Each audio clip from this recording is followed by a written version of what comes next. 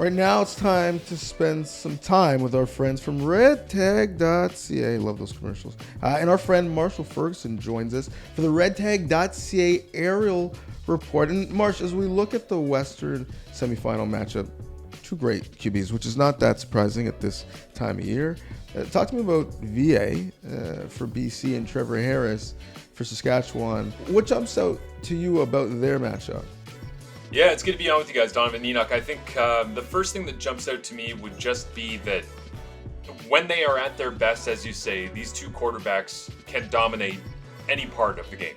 But they can do it in two different ways, right? I think everybody understands that Trevor Harris is very much someone who is methodical and picks you apart and makes plays down the field when he needs to, not necessarily because he wants to constantly be loading it up and setting it down. We'll get to some of the numbers on that in just a minute, but Vernon Jr. is much more wide open, right? His playing style, he's more likely to extend plays, and when he does extend plays, he's actually more dangerous because he's not just looking short, he's trying to send it over the top and down the field. But the interesting thing for me in this specific quarterback matchup is we always talk about load management in the NBA and really all sports, about trying to keep athletes fresh and understanding kind of the wear and tear on the body. Well, every single team in the Canadian Football League at some point needs their backup quarterback.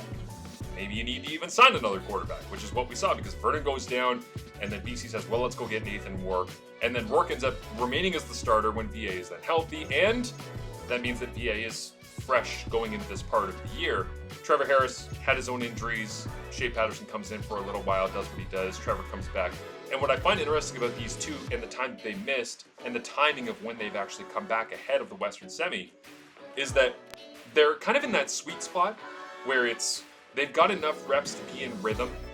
They're in the flow of the game, and their eyes are working at the proper speed because, as we all know in playoff football, you have to be able to move your eyes and manipulate people and all the rest. And by the time you hit about week 5, week 6, it's all flowing. And if these quarterbacks were to come back in, Vernon Adams Jr. and Trevor Harris, and not be able to get any reps and just be thrown into the fire of playoff football, it's very, very, very difficult to be able to do that. But they've got enough time off where they are fresh and ready to go, but they're also kind of in the rhythm of the game. So I love the way that this lines up because obviously there's connections from these quarterbacks throughout their careers as well. And the way that they play the game should set up for, I think, a really, really entertaining Western semi-final at the quarterback position.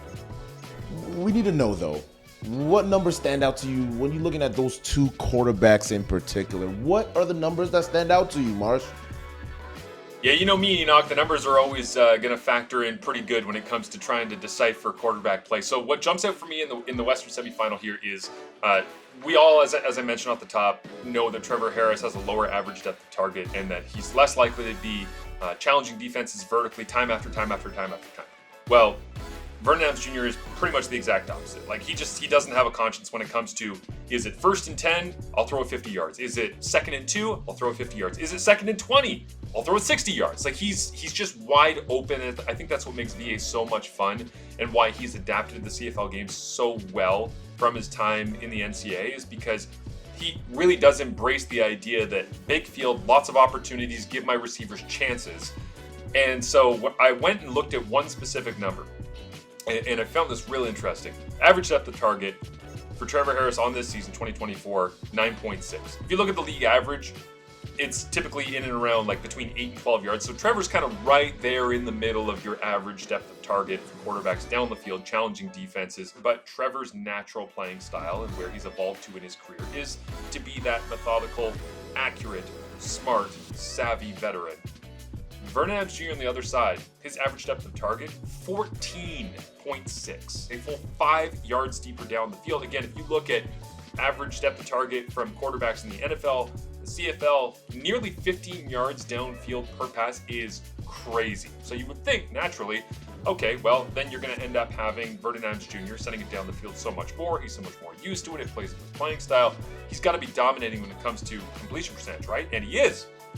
46% of his passes of 20 yards or deeper have been completed so far this season. Part of that is his receivers, as we saw back in week 20 against the Montreal Alouettes, making crazy plays for him.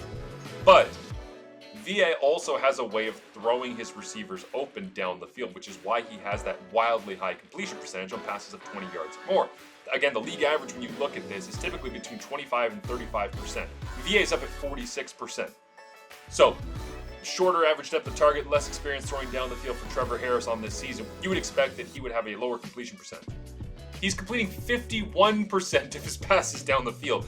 So it means, specifically in this game, you have a dynamic where VA is probably going to have 6 to 8 attempts of 20 yards or more down the field. If he completes at his season percentage, 46%, you're going to end up with about 4 explosive plays. That's huge. If you are Trevor Harris, you might be more willing to take shots down the field because you're playing against Vernon Adams Jr. in order to try and play shot for shot, especially if BC gets up and Saskatchewan has to try and throw their way back into this thing. But that average depth of target, to me, the completion percentage numbers for both these guys, it's elite, even though they do it in a very, very different way.